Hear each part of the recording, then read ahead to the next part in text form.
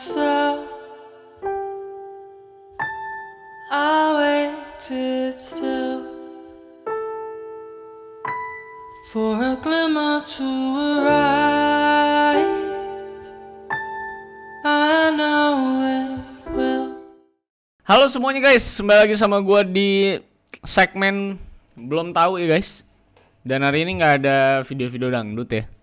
Karena kan hari ini kan kita lagi di bulan Ramadan nih guys. Kalau misalnya kita dengerin lagu dangdut gitu kan, kadang kita bawaannya pengen ngedangdut. Nah, takutnya kita pas lagi foya-foya ngedangdut aus minum gitu tiba-tiba kan ya. Jadi kita jauhi dulu nih ya dangdut ya. Nanti kita akan bawa dangdut lagi di belum tahu selanjutnya. Supaya lebih asik gitu, supaya lebih langka gitu perdangdutan. Nah, hari ini di episode belum tahu kali ini, gue tuh pengen yang namanya berselancar di internet untuk mencari bagaimana perkembangan commercial flight dan juga pesawat-pesawat terbang zaman dulu. Nah, khususnya di commercial flight dan juga cabin dan pramugarinya. Karena kan gue sebagai orang yang bisa dibilang cukup suka lah ya dengan penerbangan gitu ya. Jadi gue juga suka naik pesawat. Makanya gue tuh pengen banget keluar negeri gitu. Kalau nanti punya duit banyak, pengen keliling dunia gitu ya guys ya. Dan pengen naiknya tuh bisnis kelas gitu kalau bisa. Tapi penerbangan yang lo rasakan sekarang itu tuh sebenarnya sudah mengalami banyak sekali perubahan. Kalau misalnya melihat dari zaman dulu. Dari zaman dulu yang bisa ngerokok, itu passengernya, terus pramugarinya tuh nggak seseksi-seksi sekarang gitu ya.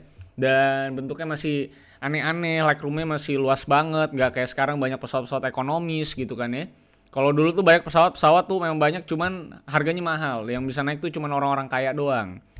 Nah, kita bakal lihat nih perubahan dari tahun ke tahun, khususnya di 1950-an sebagai golden age dari airlines. Dan kita akan menyaksikan bagaimana foto-foto dari historical moments yang terjadi dalam revolusi perkembangan maskapai penerbangan. Gitu kan ya. Karena ini edisinya belum tahu, jadi kalau misalnya nanti lo suka dengan ini, lo bisa search lagi di Google dan melajari ulang kira-kira bagaimana revolusi penerbangan dan maskapai penerbangan dari tahun ke tahun. Nah, sekarang di sini gua tuh sudah dapet yang namanya sebuah website yang ngasih lihat soal 30 foto ikonik dari para pramugari dari tahun 1930-an sampai detik-detik ini gitu. Nah, ini kita bisa lihat, ini United Airlines. Ini adalah pesawat Amerika. Yang kalau sekarang, kalau misalnya mau pengen terbang ke US gitu ya, biasanya mereka terkoneksi juga dengan ANA Airlines biasa. Jadi biasa kalau mau ke Amerika dari sini, biasanya lo misalnya pakai ANA tuh atau United Airlines, lo bakal transit dulu di Jepang, di Tokyo. Baru lo akan terbang menggunakan United Airlines ke Los Angeles atau kemana gitu ya.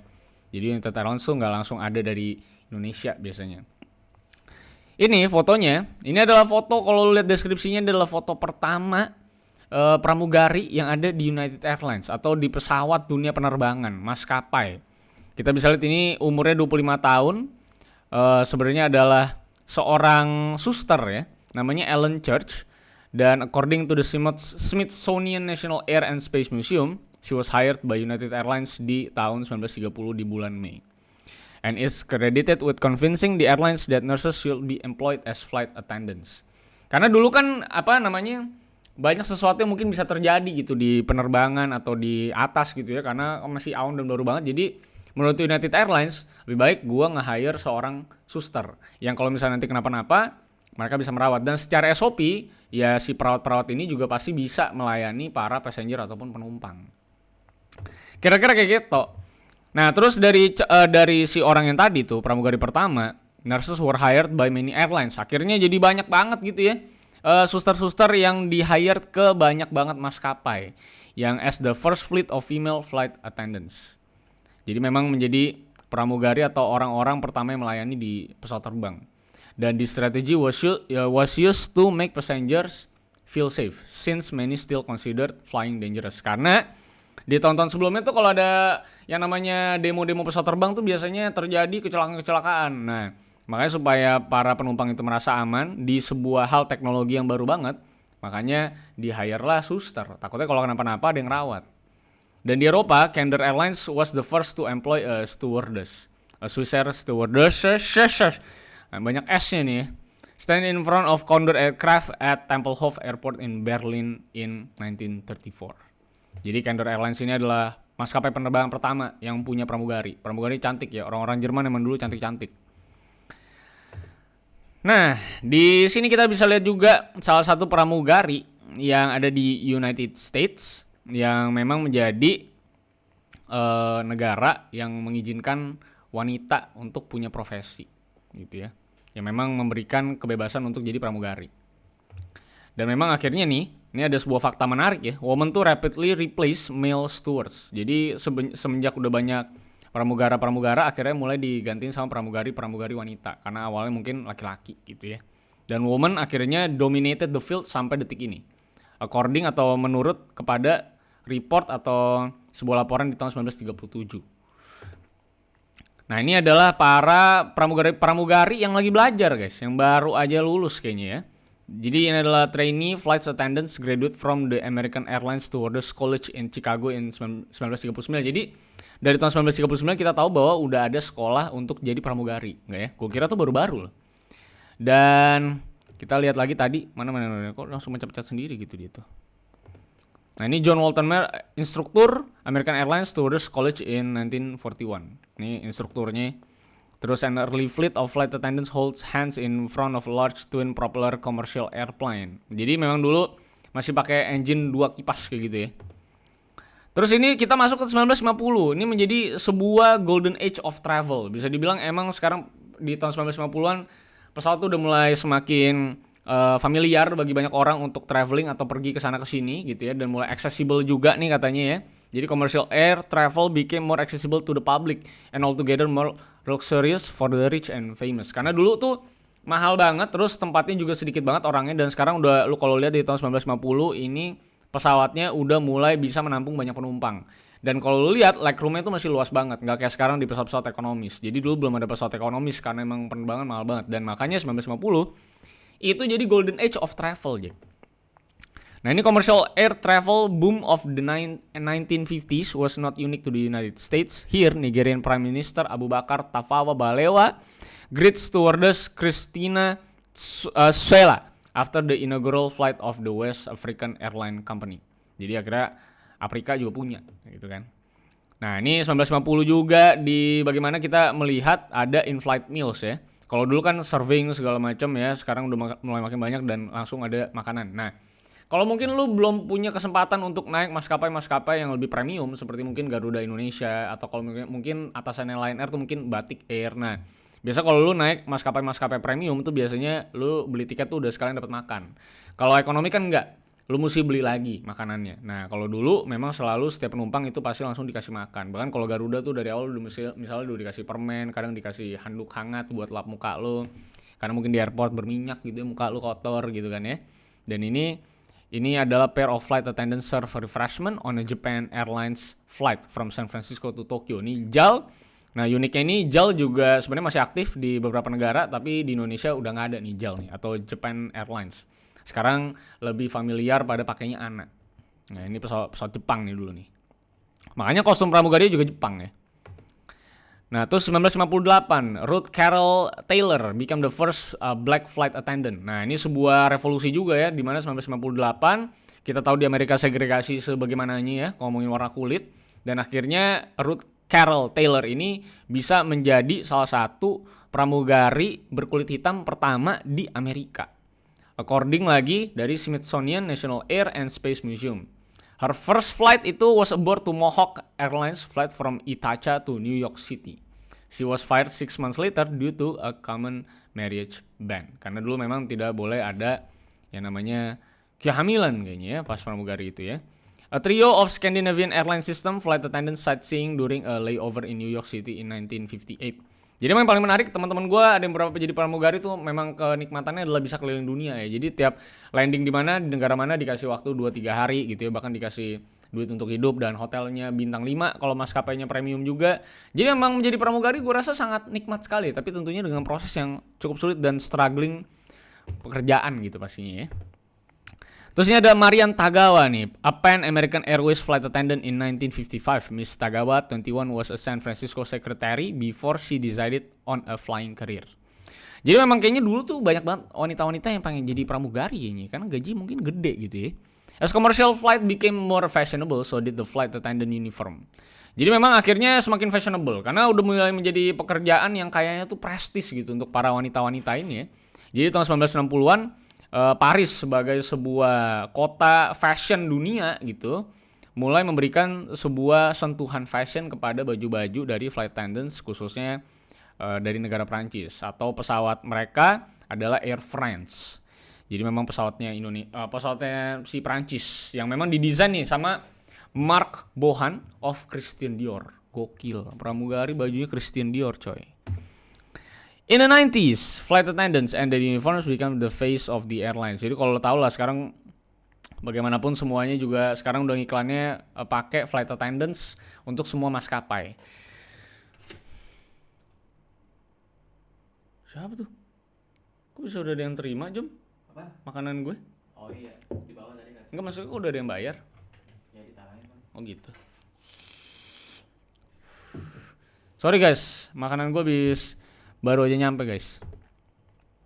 Nah, ini juga kocak nih. Some uniforms were more avant-garde than others. This uniform designed by Emilio Pucci for Braniff International Airways in 1965 was complete with a space-like helmet or transparent plastic. The helmet was designed to shield the flight attendants from wind and rain on the tarmac, according to the Smithsonian National Air and Space Museum. Mungkin berarti dulu tempatnya pramugari ya. Mungkin itu masih berangin berarti ya. Karena mungkin tidak menembus beberapa lapisan udara. Karena kalau udah nembus beberapa lapisan kan bisa copot ya. Karena kan tekanan udara tinggi. Kocak juga ya bentuknya. Nah ini Cristobal Balenciaga Design.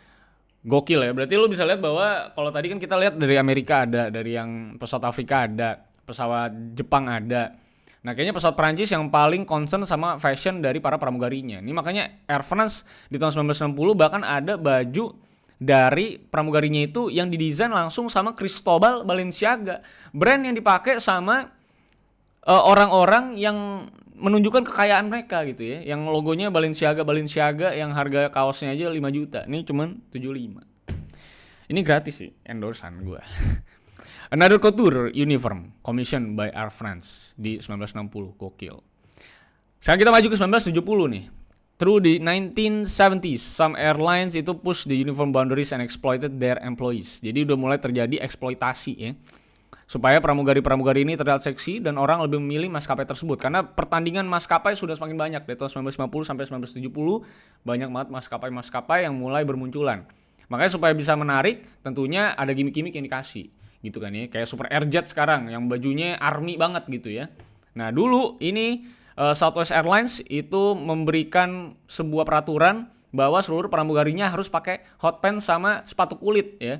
Di airlines moto aja itu adalah sex sells seats. Jadi triple S. Alias adalah keseksiannya ini bisa menjual bangku atau menjual tiket. Sedih sekali sih sebenarnya ya kalau dilihat-lihat ya. Nah di slide ke-19, di foto 19, National Airlines stewardess Janet Hines model a synthetic tiger skin coat and hat in the airline's new uniform that purse. Gokil, mahal banget ya bajunya ya. Utilitarian uniforms become the status quo again in the 1980s. Jadi setelah kita melihat 1970-an itu mulai banyak kostum-kostum yang aneh-aneh, fashionable gitu ya, akhirnya 1980-an mulai lagi utilitarian atau baju yang bisa dibilang sangat efisien dan efektif untuk yang namanya melakukan pekerjaan mereka itu akhirnya menjadi status quo lagi di tahun 1980, menjadi sebuah kostum yang preferable lah untuk para pramugari-pramugari dalam bertugas gitu ya. Dan akhirnya tetap terjaga sampai detik ini. Jadi kalau dulu fashion apa segala macam nationally banget kayak Jepang gitu ya dengan baju apa, kalau Cina kan Chongsam ya, Jepang gua kagak tau apa ya. Akhirnya dia pakai kostum-kostum sekarang yang utilitarian atau bisa dibilang yang berfungsi atau fungsional. Ya akhirnya memang jadi gender neutral flight attendant itu bisa dibilang. Jadi sekarang makanya kita bisa menikmati baju-baju pramugari yang jauh lebih sopan tapi tetap kelas gitu ngeliatnya. Nah ini 1980, a group of flight attendants received their wings from Aer Lingus in the Shelbourne Hotel Dublin in 1988. Seru-seru banget ya kalau gue ngeliatin foto gini. Terus 1990 ada German flight attendant serving caviar to guests in 1990. Throughout the 80s and into the 90s, more men started to become flight attendants. Jadi tahun 1990-an, laki-laki udah mulai pada masuk lagi jadi pramugara. Setelah mayoritas dipimpin sama wanita. Yang sampai detik ini sebenarnya mayoritasnya masih wanita kayaknya. Terus ini dia KTI Pacific, flight attendants modeling the airline's new uniform. Ini KTI itu pesawat, KTI itu kalau salah Taiwan apa ya? Gue juga lupa, apa Australia ya? Tapi kayak Asia setahu gue. Cina kali ini. Ini ada Virgin Atlantic flight. Ini salah satu pesawat juga dari Amerika, ya. Yang punya orang kaya banget tuh. Ini ANA, nah ini udah mulai ada ANA nih. Flight attendants from All Nippon Airways introduced the Pokemon Jet in June 1999 at Tokyo International Airport. The jet design was selected as the winner from the airline's Pokemon Design Contest. Tapi percaya semua pesawat-pesawat dengan gimmick-gimmick ini tidak pernah berhasil ya. Jadi akhirnya mereka akan balik ke tradisional lagi. Dan Jepang kita tahu pop culture-nya gokil banget. Jadi mereka memanfaatkan pop culture itu ke pesawat mereka dan cukup luar biasa. Nah ini tahun 2000, a flight attendant passing snacks to passenger on September 6, 2001 after 9/11. Flight attendant training become much more expensive. Expensive ini lebih luas maksudnya pelatihannya ya, karena kan bisa terjadi yang namanya pembajakan pesawat dan segala macam. With rigorous safety protocols and personal defense according to NPR. Jadi memang akhirnya pelatihan-pelatihan pramugari kalau tadinya cuma basisnya melayani dan mungkin kesehatan, sekarang jadi lebih ke personal defense. Kita lebih ngomongin safety protocols. Jadi lebih ngeri gitu kayaknya. Sekarang lebih kuat gitu kayaknya pramugari-pramugari setelah insiden 9/11. Terus kita bisa lihat di foto ke-27 nih ada flight attendant preparing her service card on board Air France flight. Nah, emang Prancis sekarang bajunya juga di utilitarian banget dan ini tempat mereka naruh tas nih kalau lu lihat ya. Naruh tas, terus ini cardnya tuh ini isinya makanan biasanya. Terus di dalam-dalamnya ada makanan-makanan lagi sih kayaknya harusnya ya. Nah, ini a Qatar Airways cabin crew aboard their new Airbus A319CJ business jet. Nah, ini kalau bisa dibilang kalau Arab, Timur Tengah tuh pramugarinya modelannya kayak gini nih. Baju-bajunya. An American Airlines flight attendant with his crew baggage during a layover at Dallas Fort Worth Airport. Salah satu pramugara ya. Terus tahun 2010, an Etihad Airways flight attendant passing out global newspaper aboard a flight from Washington DC to Abu Dhabi. Salah satu pesawat terkeren menurut gue tuh maskapainya adalah Etihad. Lu ngomongin apalagi business class, first class-nya gila banget. Dan ini dia lagi di lokasi business class-nya. Nah ini sebelah sini nih, ini first class-nya nih. Jadi emang kalau ngomongin bisnis dan first class pasti pelayanannya gokil. Seperti dikasih koran segala macam. Ekonomi mah jarang banget gitu ya. Nah itu tadi kan foto-foto dari pramugari ya. Nah sekarang kita lihat foto-foto yang terjadi atau yang menjadi historical collection dari dunia penerbangan atau maskapai. Ini ada American singer and actor Frank Sinatra yang lagi mendarat di London tahun 1956 di masa-masa golden age dari pesawat ya. Naik Scandinavian Airlines nih dia nih. Terus ini naik United Airlines, Rosa Parks with she gets off a United Airlines flight, photographed by Gil Packer. Ini tahun 1956. Ini dia nih. Gue gedein sedikit biar lu bisa lihat. Nah ini adalah interior dari Giant Pan Am Boeing 707 jet. Jet ini punya 165 seats dan lu lihat seatsnya zaman dulu kayaknya masih tradisional banget. Yang modelnya kayak kita buat nunggu di rumah sakit gitu ya. The flight is carrying a crew as it conducts noise flights over England. Photograph September 1958. Jadi dulu kabinnya kayak gini nih. Dulu berarti bagasinya hampir nggak ada ya di atas itu ya. Jadi kayak semuanya masih taruh di bawah dan kayak konvensional banget kelihatannya ya. Terus ini ada actress and singer, the legend, one and only, Marilyn Monroe coy. Lagi naik Pan Am Airlines ya. Flight dari Miami International Airport. Nih, Marilyn Monroe, gokil. Nah, ini adalah flight attendant serving coffee on board an brand new international airplane. Ini zaman dulu nih pesawat bisa ada ruang tamunya ya. Padahal ini tempat duduknya kayaknya ekonomi ya. Tapi ada ruang tamunya ya. Gokil ya dulu pesawat ya. Cuman memang karena dulu mahal banget ya di tahun 1960-an pesawat pun juga masih mahal, nggak murah walaupun lebih accessible, tapi tetap harganya mahal. Nah, makanya banyak artis-artis atau orang-orang terkenal yang benar-benar baru bisa naik pesawat banget gitu. Mungkin makanya dulu pesawat gede-gede banget kayak gini ya desainnya ya.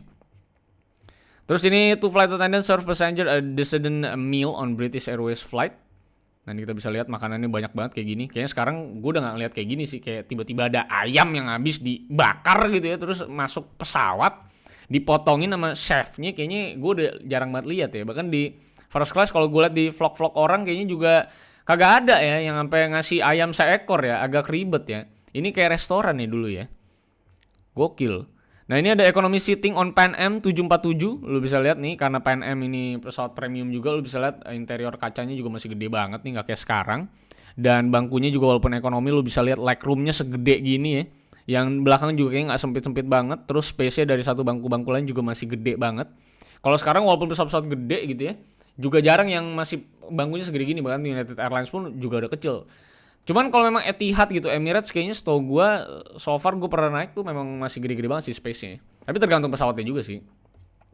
Terus ini to flight attendant serve first class passengers. Ini zaman dulu first class kayaknya masih kayak gini ya. Kalau sekarang kan udah cabin ya modelnya ya, udah keren banget. Dulu kayaknya masih masalah rec room dan pelayanan doang sih. Karena kalau lihat nih space-nya dari bangku ke bangku lain di seberang kayaknya masih jauh banget. Dan bahkan masih bisa pakai card kayak gini. Bahkan ada piano ya zaman dulu ya, gokil. Ini John Paul Jones coy, yang dari Led Zeppelin coy. Yang lagi main organ di private plane ya. Anjing, di pesawat ada John Paul Jones dari Led Zeppelin coy. Lagi naik Boeing 720, The Starship ya. Nah ini dia lagi nih tadi nih. Terus ini ada two flight attendants carve meat for first class passengers. Iya dulu nggak ada cabin sama sekali ya. Jadi dulu memang mungkin makanannya yang enak-enak, mungkin langsung dipotongin. Nah ini adalah ada Muslim passengers face Mecca for prayers while waiting for a flight at Terminal 3 of London's Heathrow Airport.